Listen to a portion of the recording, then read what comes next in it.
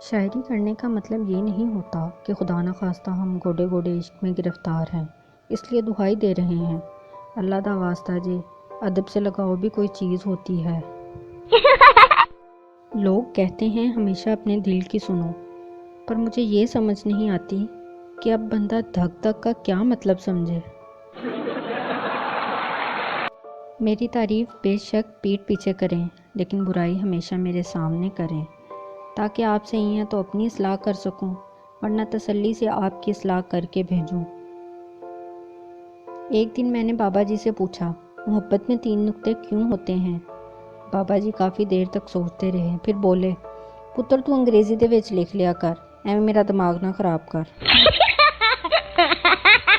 مجھے کسی نے کہا تم بدل گئے ہو۔ کبھی کبھی دل کرتا ہے کہ ان کو خوب بتاؤں کہ تمہارے رویوں نے بدلا ہے، ورنہ میرے اندر کون سا سافٹ ویئر تھا جو اپ ڈیٹ ہو گیا ہے۔ پریشان ہونے کا کوئی پیمانہ نہیں ہوتا صاحب۔ کچھ لوگ یہ سوچ کر پریشان رہتے ہیں کہ سامنے والا موبائل میں کرتا کیا ہے۔